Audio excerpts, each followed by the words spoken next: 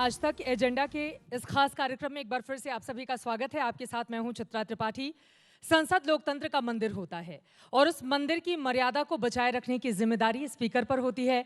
ओम बिरला जी हमारे साथ मौजूद हैं और सबसे खास बात यह है कि अगर परसों की ही हम बात करें, एक तरफ राज्यसभा में विपक्ष के साथ जो गतिरोध चल रहा है वो देश के सामने है। विपक्ष की नारेबाजी, कामकाज ठप है, लेकिन लोकसभा की अगर हम बात करें तो राज्यसभा से बिल्कुल इतर लोकसभा की कार्रवाई रात को 12-12 बजे तक होती है और इसका पूरा श्रेय ओम बिरला जी को जाता है। साहब, मेरा पहला सवाल आपसे जुड़ा हुआ यही है, ये करिश्मा लोकसभा के भीतर आपने कैसे किया? ये श्रेय मेरा नहीं है, ये श्रेय उन माननीय सदस्यों का है जिनको जनता ने चुनकर भेजा है और वह देर रात तक बैठते हैं, सदन की कार्रवाई में सहभागिता निभाते हैं और विभिन्न चर्चा मुद्दों पर विधायी कार्यों के अंदर सक्रिय रूप से भाग लेते हैं। मैं आपके मंच से उन सभी माननीय सदस्यों को बधाई देता हूं जो देर रात तक बैठकर अपने विधायी कार्य और संसदीय कार्यों को करते हैं। लेकिन देश ये जानना चाहता है आज आपसे, 109 सांसदों को शून्य काल में एक साथ चर्चा करा लेना, मंत्रियों से उनका जवाब ले पाना, क्योंकि हम सब जानते हैं कि लोकसभा और राज्यसभा में किस तरह की परिस्थिति मौजूदा वक्त में भी और पहले भी उत्पन्न होती है। आप में आखिर ऐसा क्या है कि लोकसभा स्पीकर की बात को मानकर 109 सांसद अगर एक दिन में शून्यकाल में अपनी बातों को रखते हैं, आगे बढ़ाते हैं, तो ये अपने आप में इतिहास है। चित्रा जी, देखिए कि एक लोकसभा सदस्य 10 लाख 15 लाख जनता को रिप्रेजेंट करता है। वो व्यक्ति नहीं, एक संस्था है। वो जनता की अपेक्षाओं को, आकांक्षाओं को, उनकी समस्याओं को, उनकी कठिनाइयों को कहाँ बताएगा? संसद में। और इसीलिए सभी माननीय सदस्यों को अपने अपने क्षेत्र की समस्याएं, अभावों, कठिनाई, अच्छे किए काम उनको संसद के माध्यम से बताने का मौका मिले। इसलिए मेरी कोशिश रहती है, प्रयास रहता है कि सभी माननीय सदस्यों को पर्याप्त समय, पर्याप्त अवसर मिले और सदस्य भी देर रात तक बैठकर उसमें हिस्सा लेते हैं। उसके कारण संसद की प्रोडक्टिविटी भी बढ़ती है और संसद के कार्य काज पर भी लोग ये मानने लगते हैं कि नई संसद चलती है, काम होता है, हमारी बातें सुनी जाती है। और विशेष रूप से ये 17वीं लोकसभा है, जिस 17वीं लोकसभा में नरेंद्र मोदी जी के नेतृत्व वाली सरकार ने शून्यकाल में हर उठने वाले मुद्दों का जवाब देने की कार्रवाई शुरू की है। और मुझे लगता है कि एक अच्छी प्रक्रिया है। हमने राज्य विधानसभा के सभी अध्यक्षों से भी आग्रह किया है कि वो शून्यकाल में उठे हुए हर मुद्दे, विधानमंडल के अंदर हर उठे मुद्दों का जवाब सरकार को देना चाहिए। ये अच्छी प्रक्रिया और है ये सिलसिला इसी तरह से चलता रहे, इसकी हम पूरी उम्मीद करते हैं। अब मैं आ जाती हूँ उस सवाल पर। आज तक के हमारे जितने भी संवाददाता जो यहाँ पर लोकसभा, राज्यसभा, संसद कवर करते हैं, सबका यही कहना है कि विपक्ष के लोग आपसे बड़े खुश रहते हैं। क्या है इसके पीछे की वजह? क्या उन्हें पूरा मौका दिया जाता है आपकी ओर से? हालांकि कुछ लोग क्वेश्चन भी समय समय पर उठाते रहते हैं, लेकिन ज्यादातर ये मानते हैं कि आप अगर उनके बीच चले जाते हैं तो फिर बात बन जाती है।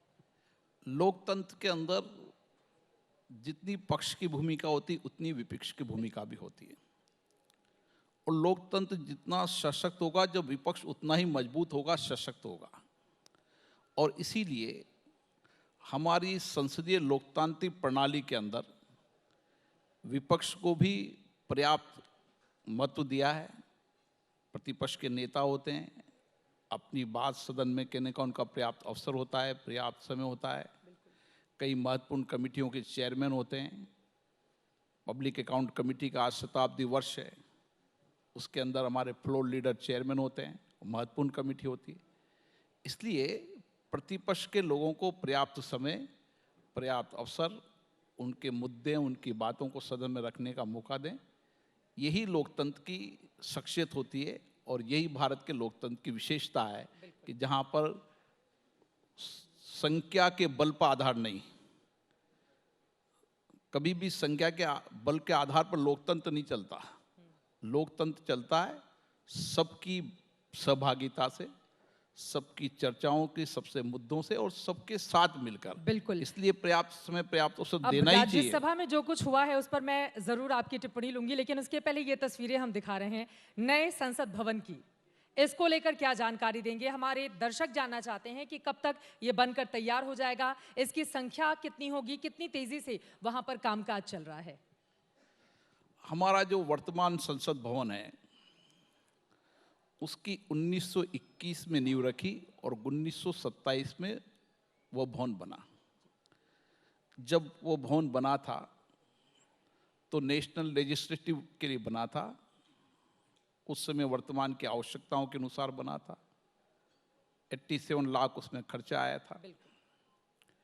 और उसके बाद लगातार लोकतंत्र के अंदर बदलते परिप्रेक्ष्य में हमने देखा है कि जनता की अपेक्षाएं बढ़ी है, आशाएं बढ़ी हैं, जनप्रतिनिधियों से भी और अपेक्षाएं बढ़ी है, संसदीय कामकाज में भी व्यापक परिवर्तन आया है।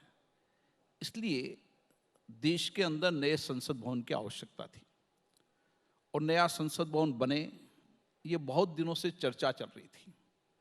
लेकिन हमने सरकार से आग्रह किया कि नया संसद भवन बनना चाहिए और सरकार को भी धन्यवाद देता हूं कि उन्होंने निर्णय किया। शायद वो निर्णय नहीं करते तो संसद भवन नहीं बनता। नरेंद्र मोदी जी को राज्यसभा, लोकसभा में दोनों सदनों में संकल्प किया कि हमें आग्रह किया और प्रधानमंत्री जी ने नए संसद भवन बनाने का निर्णय किया। ये संसद भवन आने वाले जब आज़ादी के 75 वर्ष होंगे जी,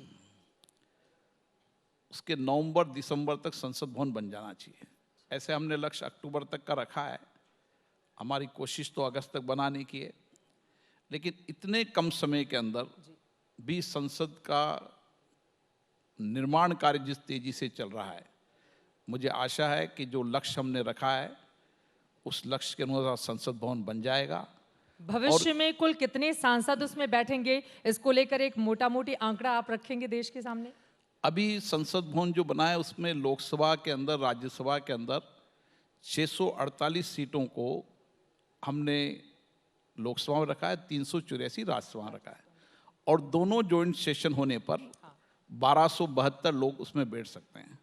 और भविष्य के अंदर जब डिलिमिटेशन होगा उस समय भी उसकी संभावनाओं को देखते हुए, संख्या बढ़ाई जा सकती है। बढ़ने की संभावनाओं को देखते हुए हमने 100 साल आगे की कार्य योजना बनाई है, ताकि कभी भी जब भी नए संसद भवन के अंदर नए संसद सदस्य आए तो उनको पर्याप्त स्थान बैठने को मिले। तो ये संख्या बढ़ाए जाने के बाद तो 5 साल के बाद, यानी कि परिसीमन 2026 के बाद ही परिसीमन होगा। 2026 में परिसीमन आयोग बैठेगा। बिल्कुल। मुझे लगता है कि उस समय सीटों की बढ़ोतरी की संभावनाएं हैं। विपक्ष इसको लेकर बहुत सारे सवाल करता है, तो अब समझा पाए हैं सभी को कि ये सबके हित में है? मुझे लगता है कि विपक्ष जो कुछ सवाल पैदा कर रहा था, ये देश को मैं बताना चाहता हूं कि उस समय अंग्रेजों ने भी उस समय के मुगल शासकों के, अन्य शासकों के भवन का उपयोग कर लेते। उन्होंने क्यों नया संसद भवन बनाया? नो रायसीना हॉल में क्यों इतने राष्ट्रपति भवन बनाया? हर देश के अंदर अपनी चुनी सरकार, अपनी लोकतांत्रिक संस्थाओं को बनाना चाहिए और ये नई संसद भारत की आज़ादी का प्रतीक है और उसके साथ साथ ये नया संसद भवन हमारे द्वारा, हमारी सरकार के द्वारा बनाया हुआ संसद भवन रहेगा, जो हम पूरे विश्व के अंदर ये कह सकते हैं कि जितना बड़ा देश का लोकतंत्र है उतना ही विशालकाय और सुसज्जित और नई तकनीकी युक्त संसद भवन होगा। ये हमने प्रयास किया। यकीनन समय समय पर सांसदों की संख्या को लेकर सवाल उठते रहे हैं और हर एक वर्ग का, हर एक क्षेत्र का प्रतिनिधित्व होगा, तभी सही मायनों में जिस लोकतंत्र की हम कल्पना करते हैं उसको हम साकार कर पाएंगे। आगे बढ़ते हुए राज्यसभा के भीतर हाल में जो कुछ भी हुआ, 12 सांसदों को सस्पेंड कर दिया गया, क्या उसकी जरूरत थी? पिछले सत्र के मामले को इस सत्र में लेकर आ गया। मुझे पता है कि वो राज्यसभा का मामला है, लेकिन चूंकि आप इतनी बड़ी कुर्सी पर बैठे हुए हैं, इसका जवाब पूरा देश आपसे जानना चाहेगा। चित्रा जी, लोकसभा की नियम प्रक्रिया में है कि किसी भी दूसरे सदन की न तो चर्चा करना, न उसके बारे में टिप्पणी करना। मैंने संसद में अभी कल ही माननीय सांसदों से आग्रह किया था कि किसी भी दूसरे अपर हाउस या लोअर हाउस, किसी भी संसद के अन्य सदनों के अंदर न तो उन उठे सदनों पर चर्चा की जाती और न पीठासीन अधिकारियों पर चर्चा की जाती। ये हमारी एक संवैधानिक प्रक्रिया है, ये हमारी नियम प्रक्रिया है और इन नियम प्रक्रियाओं को हम सब मानते हैं। इसलिए दूसरे सदनों की चर्चा हम हमारे सदन में भी नहीं करते और उस पर टिप्पणी भी नहीं करते। लेकिन जो लोग बाहर हैं वो आपसे पूरी उम्मीद कर रहे हैं कि क्या उसकी ज़रूरत थी या फिर नहीं थी, उनको भी बोलने का मौका दें, क्योंकि सत्ता पक्ष तो है ही, लेकिन विपक्ष की आवाज़ भी उतनी ही पुरजोर तरीके से अगर दोनों ही सदनों में उठेगी तो यकीनन उससे हमारा लोकतंत्र और मजबूत होगा। जो विपक्ष के लोग हैं यकीनन वो आपको सुन रहे होंगे और उनको उम्मीद होगी कि आप ज़रूर कुछ बोलेंगे। मैंने आपको आग्रह किया कि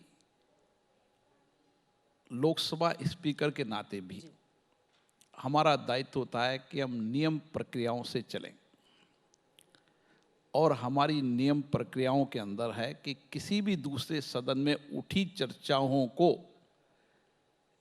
दूसरे सदन में चर्चा न करना, वहाँ पर हुई घटनाओं की चर्चा न करना। इसलिए राज्यसभा क्योंकि अपर हाउस है और अपर हाउस के कारण न तो उस हाउस की हम चर्चा करते, न उनकी कोई कार्रवाइयों के बारे में अपनी टिप्पणी देते।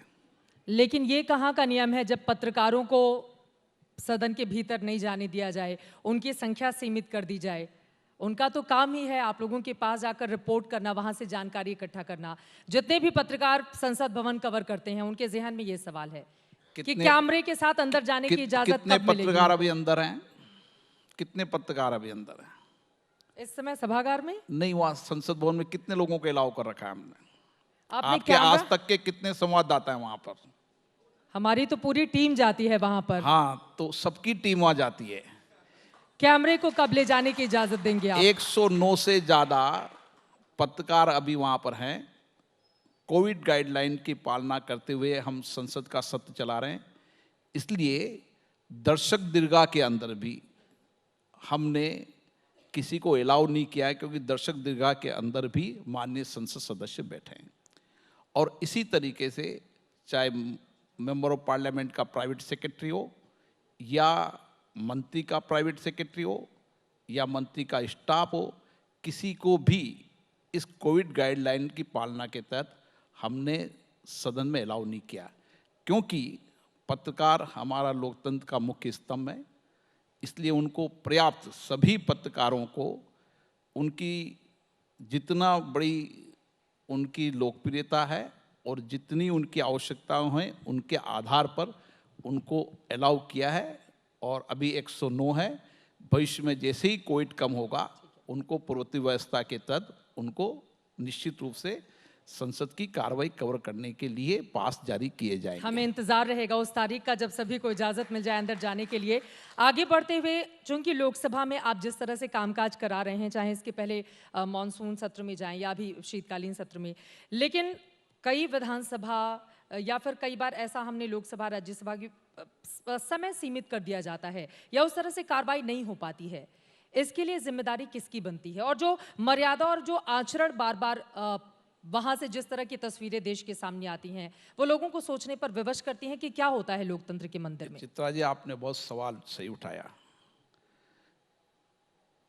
अभी शिमला के अंदर पीठासीन अधिकारियों का शताब्दी सम्मेलन हुआ था, जिसमें 100 साल में पीठासीन अधिकारियों के किए गए निर्णयों की समीक्षा की गई थी। उसमें विशेष यह भी था कि लगातार राज्य के विधानमंडलों की या देश के विधानमंडलों की संख्या, बैठकों की संख्या कम होती जा रही है। इसके लिए पूर्व में भी पीठासीन अधिकारी सम्मेलन में चिंता व्यक्त की थी। अब भी हमने चिंता व्यक्त की है कि राज्यों के अंदर, विधानसभाओं के अंदर पर्याप्त बैठकों की संख्या हो, पर्याप्त चर्चा हो, पर्याप्त संवाद हो।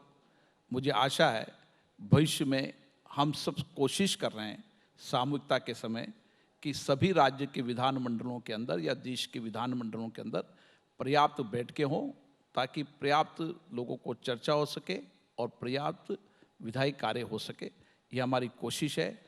और जो आपने कहा कि शालीनता गरिमा का, ये प्रश्न इस देश के लिए सबसे महत्वपूर्ण प्रश्न है। इसके लिए भी पीठासीन अधिकारियों में सभी अध्यक्षों ने चिंता की थी। 2001 के अंदर पीठासीन अधिकारी सम्मेलन के अंदर सब दल के नेता आए थे। सब दल के नेताओं ने कहा था कि हम शालीनता रखेंगे, हम सदन की मर्यादा रखेंगे, गरिमा को बनाए रखेंगे। हमने इस बार भी निर्णय किया है कि सदन में शालीनता हो, सदन में अनुशासन हो, सदन की गरिमा मर्यादा बढ़े।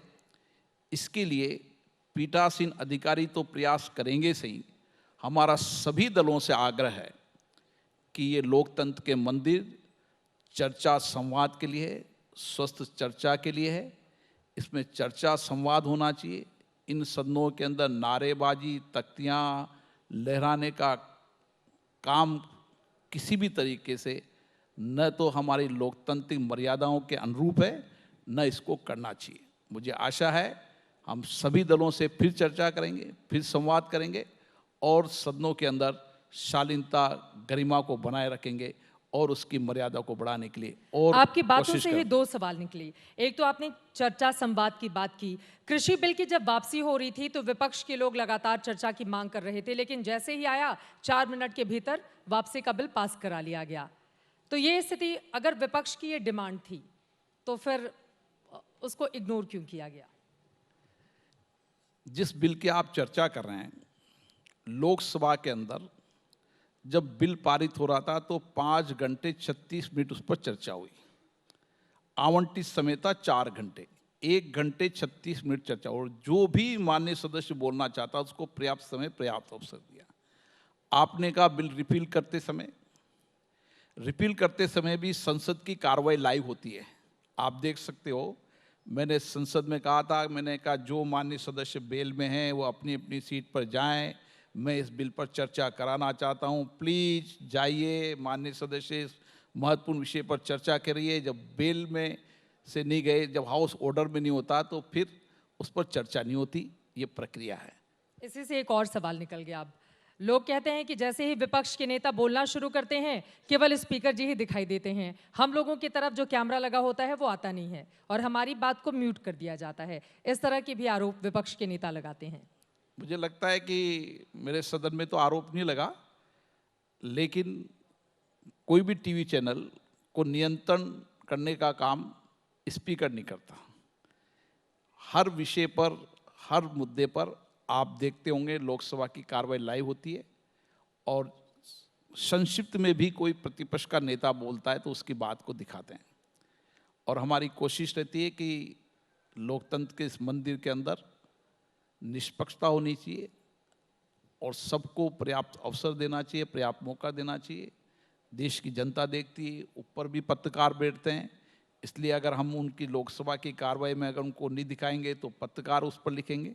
हमारी कोशिश रहती है कि ऐसे कुछ सीन जिससे सदन की मर्यादा खराब हो रही हो, उस पर हमारे पूर्व के पीठासीन अधिकारियों ने एक निर्णय किया था कि जिससे सदनों की गरिमा खराब हो रही हो, छवि खराब हो रही हो, उसको लेकर न दिखाना। ये पूर्व के पीठासीन अधिकारियों का निर्णय था, उस निर्णय को मैं भी फॉलोअप कर रहा हूँ। आप ही ने जो पहले जवाब दिया था उससे एक सवाल मेरा रह गया था। वो सवाल ये है कि भारतीय जनता पार्टी भी जब विपक्ष में थी, मेरे जवाब से आप सवाल निकाल रही हो। बहुत सारे सवाल उससे बनते जा रहे हैं। बीजेपी भी जब विपक्ष में थी तो उनके भी नेता सदन में इसी तरह से हंगामा करते थे, अपनी बात कहते थे, क्योंकि विपक्ष का ये काम माना जाता है कि जो जनता से जुड़े हुए मुद्दों को ले जाकर सदन के पटल पर रखे और उस पर चर्चा की मांग करे। तो आज जब वही काम कांग्रेस और दूसरे विपक्षी दल के नेता करते हैं तो फिर उनको मना कर दिया जाता है कि आप प्ले कार्ड मत लेकर आइए। कोई भी दल का सदस्य हो, चाहे उस समय भी और आज भी, लोकसभा अध्यक्ष के नाते मेरा यही प्रयास होगा कि सदन में चर्चा होनी चाहिए, संवाद होनी चाहिए, सकारात्मक चर्चा हो, वाद विवाद हो, सहमति असहमति हो सकती है, क्योंकि लोकतंत्र की हमारी यही विशेषता है। लेकिन सदन में नारेबाजी, तख्तियां,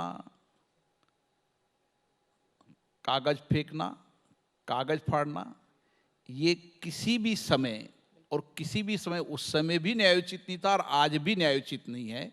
एज ए स्पीकर मेरा यही दायित्व बनता है और मेरी कोशिश होगी कि एक दिन वक्त आएगा, हम प्रयास कर रहे हैं, सभी दलों से चर्चा कर रहे हैं कि सदनों के अंदर शालीनता होगी, गंभीरता होगी, गरिमा होगी और एक स्वस्थ चर्चा होगी, संवाद होगा, देश के महत्वपूर्ण विषयों पर चर्चा होगी, जनता की अपेक्षाएं, आकांक्षाओं को माननीय सदस्य रखेंगे, ऐसा प्रयास करेंगे और इसका परिणाम निश्चित रूप से आएगा। चलिए, मेरे और भी सवाल हैं, लेकिन उसके पहले संसद कवर करने वाले हमारे सहयोगी बैठे हुए हैं, वो आपसे मौसमी। सर, हम लोग आजकल संसद कवर कर रहे हैं मोबाइल फ़ोन से, तो एक इम्पॉर्टेंट पहलू होता है कैमरा पर्सन्स का भी, कि कैमरा पर्सन अंदर आने की अनुमति मिले, तो वो कैमरा पर्सन्स नहीं आ पा रहे हैं। दूसरा कि इतना बड़ा ग्रुप है तो कभी नाम हमारा पर्ची में आता है और कभी उस 20 पत्रकारों की पर्ची में टीवी टुडे का नाम नहीं आता, तो हम बाहर से कवर करते हैं। आप इतना बढ़िया संवाद करते हैं और विपक्ष से भी आपने बातचीत की, वो संवाद बाहर भी पहुंचना चाहिए जनता पे, और लोकतंत्र का चौथा स्तंभ है। तो आपको लगता नहीं कि मीडिया को अनुमति जैसे पहले थी वैसे देनी चाहिए? मौसमी जी, कोविड अभी समाप्त नहीं हुआ है और हमने कोविड गाइडलाइंस की पालना में ही सदन चला रखा है। मेरा हमेशा प्रयास रहता है कि सदन के अंदर सभी पत्रकार आएं, सभी दल के लोगों से चर्चा करें, सदन की कार्रवाई को भी सीधा लाइव भी करें और देखें भी सही और रिपोर्टिंग भी करें। जहाँ तक कैमरामैन का प्रश्न है, मैंने कुछ साथियों को बुलाया था और कहा था कि कैमरामैन को अलाउ कर दें, तो पत्रकार साथियों ने कहा कि नहीं नहीं, एक कैमरामैन को अलाउ मत करो, एक सहयोगी को और अलाउ कर दो।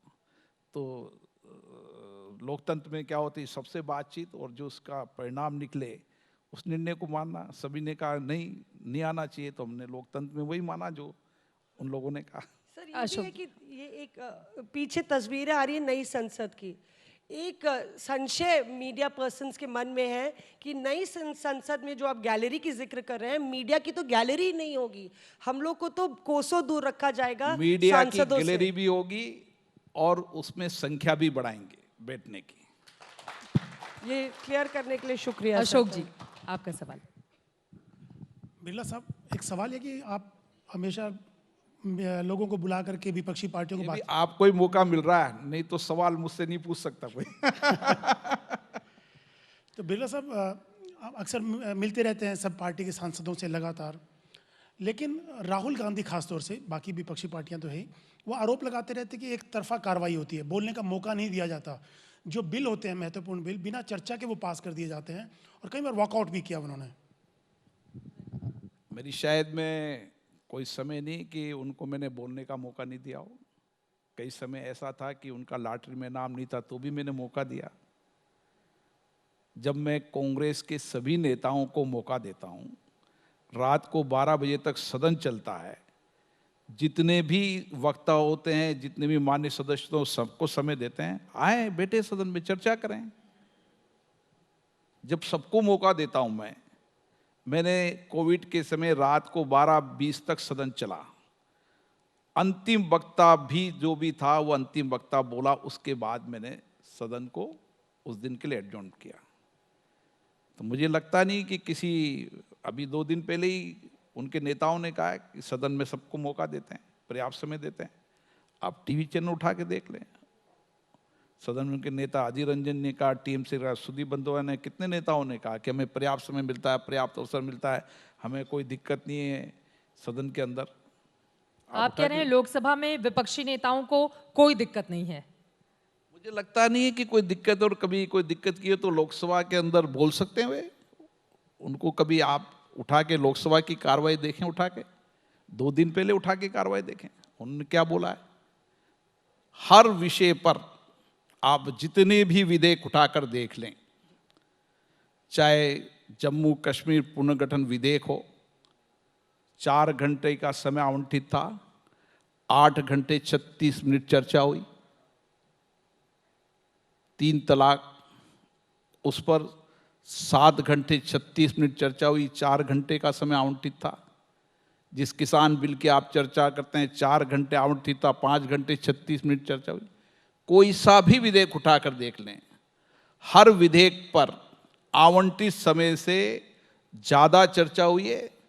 एक दल का व्यक्ति एक है तो भी मौका मिला है। सबको पर्याप्त समय देना मेरा दायित्व बनता है, और मुझे नहीं लगता कि सदन में इस पर किसी को दल ने कोई आपत्ति कभी की हो। अध्यक्ष जी, ये तो बात हो गई जो सदन के भीतर चर्चा होती है। अब मैं जरा आपको सदन से बाहर लेकर आना चाहूंगी। आपके पहले लोकसभा स्पीकर सुमित्रा महाजन जी थी, 8 बार की वो इतनी सीनियर सांसद रहीं। उसके बाद आप तक ये खबर कैसे पहुंची कि आपको इतनी बड़ी जिम्मेदारी दी जा रही है? मैं चाहूंगी पर्दे के पीछे की जो कहानी है, इस बड़े मंच से आप जो जनता है आपको सुनना चाहती है, उनको जरूर बताएं आप। पर्दे के पीछे की कोई कहानी नहीं होती, सब कुछ कहानी सामने होती है। नेतृत्व ने निर्णय किया, सदन ने निर्णय किया, मुझे जिम्मेदारी दी, और सभी सदन के माननीय सदस्यों ने, सभी दलों ने सर्वसम्मति से निर्णय किया, और ये दायित्व मुझे मिला। आज आपका असली वाला जन्मदिन भी है, और आपको बहुत बधाई आज तक की पूरी टीम की ओर से। ये जन्मदिन की बात हो गई, लेकिन इसी सभा में आपकी बेटी अंजलि भी बैठी हुई हैं। उन्होंने आपको प्राउड करने का मौका दिया जब उन्होंने इतना बड़ा एग्जाम क्लियर किया। एक पिता के तौर पर अपनी बेटी की इस तरह की कामयाबी को आपने किस तरह से आंका? निश्चित रूप से मेरी दोनों बेटियां हैं। एक बेटी चार्टर्ड अकाउंटेंट है, दूसरी यूपीएससी क्लियर की है। बेटियों पे गर्व होना चाहिए पिता को, और ये संदेश देश में जाना चाहिए कि बेटियां ही देश में नाम कर सकती है, बेटियां बेहतरीन हर क्षेत्र में काम कर सकती है। और दुनिया के अंदर भारत की बेटियों ने दिखाया है कि किस तरीके से भारत की बेटियां, चाहे इस देश में हो चाहे देश के बाहर हो, हमेशा नेतृत्व कर रही हैं। और ये टैलेंट है हमारी बेटियों का, महिलाओं का, जो हम गर्व के साथ कह सकते हैं कि भारत के अंदर कोई से भी एग्जाम उठाकर देख लें। अभी कुछ दिन पहले मेरे पास आईपीएस ट्रेनिंग के बच्चे आए थे, उसके बाद रेलवे ट्रेनिंग के बच्चे आए। मैंने देखा कितनी बड़ी संख्या के अंदर, आर्मी के अंदर, पुलिस के अंदर, कोई ऐसी फोर्सेस नहीं है जिस फोर्सेस से लेकर तमाम जगह हमारी बेटियों और महिलाओं ने कीर्तिमान हासिल नहीं किया है। ये निश्चित रूप से गर्व का विषय है। और मैं तो देखता हूँ कि आज तक के अंदर जितनी भी रिपोर्टर हैं, वो भी किस तरीके से, किस विपरीत परिस्थितियों में जाकर, अलग अलग जाकर, मुझे याद है कि जब लाठीचार्ज हो रहा हो, कभी आंसू गैस खोल रही हो, तो भी वह महिला पत्र जर्नलिस्ट किस तरीके से अपनी जान की बाजी लेकर देश को बताने का काम करती। ये समर्थ शक्ति हमारी महिलाओं में है। यकीनन सर, और बेटियों को आपने जिस तरह से आगे बढ़ाया, उन्होंने भी आपको पूरा मौका दिया उनके ऊपर गर्व करने का। आगे बढ़ते हुए आप जिस कोटा से आते हैं, वो स्टूडेंट्स जाते हैं इंजीनियरिंग की पढ़ाई करने के लिए, खाने पीने के लिए भी वहाँ पर चीज़ें बहुत मशहूर हैं। तो हमारे जितने भी संवाददाता हैं, उन्होंने जानकारी दी है कि आप खाने के भी बहुत शौकीन हैं और खिलाने के भी बहुत शौकीन हैं। नहीं, खाने का इतना शौकीन तो नहीं हूँ, लेकिन कोटा राजस्थान का वो शहर है जहाँ देश भर का 1 लाख से ज़्यादा विद्यार्थी वहाँ पर कोचिंग करने आता है। IITN मेडिकल, और आज देश के अंदर जितनी IITN निकले हैं, मेडिकल में निकले हैं, वो कहीं ना कहीं कोटा से निकले हैं। और इसलिए हमारी कोशिश रहती है कि एक अभिभावक के रूप में, एक परिवार के सदस्य के रूप में एक अच्छा वातावरण दें, ताकि देश भर का और विद्यार्थी आए, कोटा कोचिंग शिक्षा के क्षेत्र में नया कामयाबी हासिल करे। कोटा वो शहर है जहाँ रोड कनेक्टिविटी बढ़िया है, जहाँ पर रेल कनेक्टिविटी है, जहाँ पीने का पर्याप्त पानी है, जहाँ बिजली की पर्याप्त मात्रा है। इसलिए मुझे मेरे शहर पर गर्व होता है, और मैं वहाँ की जनता ने मुझे बहुत प्यार दिया है, आशीर्वाद दिया है। 3 बार MLA दिया है, 2 बार सांसद दिया है, हर बार ज़्यादा मतों से जिताया है, तो निश्चित रूप से मैं कह सकता हूं कि उस जनता के कारण ही मैं यहाँ पे हूँ आज। दिल्ली में बैठकर राजस्थान की पॉलिटिक्स पर भी रहती है आपकी नजर, हालांकि स्पीकर न पक्ष न विपक्ष अभी तो सबसे मेरी ऊपर होता है। नज़र केवल लोकसभा चलाने पर रहती है और देश की तमाम लोकतांत्रिक संस्थाओं को सशक्त, मजबूत, पारदर्शी, जवाबदेह बनाने की जिम्मेदारी है। और हम कोशिश करते हैं कि देश की तमाम लोकतांत्रिक संस्थाएं, चाहे पंचायत हो, चाहे नगर पालिका हो, नगर निगम हो, चाहे राज्य विधानसभाएं, सब संस्थाएं स्वायत्तता है। लेकिन पीठासीन अधिकारियों के सम्मेलन में हमने तय किया है कि जितनी भी लोकतांत्रिक संस्थाएं जिनसे जनता चुनकर आती है, उन लोकतांत्रिक संस्थाओं को जवाबदेह बनाएं, पारदर्शिता बनाएं, वहाँ पर अच्छी चर्चा हो, संवाद हो, लोगों के अभाव अभियोग वहाँ सुने जाएं और उस समस्या का समाधान हो, कार्यपालिका पर ठीक से नियंत्रण हो, ताकि देश की जनता का व्यापक कल्याण हो सके। और ये मेरी जिम्मेदारी है, क्योंकि देश की सर्वोच्च लोकतांत्रिक संस्था के अध्यक्ष होने के नाते कि मैं देश की लोकतांत्रिक संस्थाओं को और जनता के प्रति जवाबदेही बना सकूं। जनता के चुने हुए प्रतिनिधि संसद पहुंचते हैं और आप वहां की बड़ी कुर्सी पर बैठे हुए हैं, लोकतंत्र के प्रहरी। बहुत शुक्रिया आज तक एजेंडा के इस मंच पर आने के लिए और हमारे हर एक सवाल का बेबाकी से जवाब देने के लिए। यकीनन देश भर की निगाहें आपके ऊपर लगी रहती हैं कि स्पीकर के इशारे से वहां पर तय होता है कि किसको कितना बोलने का मौका मिले, कितना नहीं मिले। लेकिन सुचारू तरीके से लोकसभा में जिस तरह से कामकाज हो रहा है, यकीनन अनवरत ये यूं ही चलता रहे और जनता से जुड़े हुए तमाम मुद्दे ऐसे ही उठते रहें, इसी की उम्मीद के साथ बहुत धन्यवाद सर, शुक्रिया आपका इस मंच पर आने के लिए।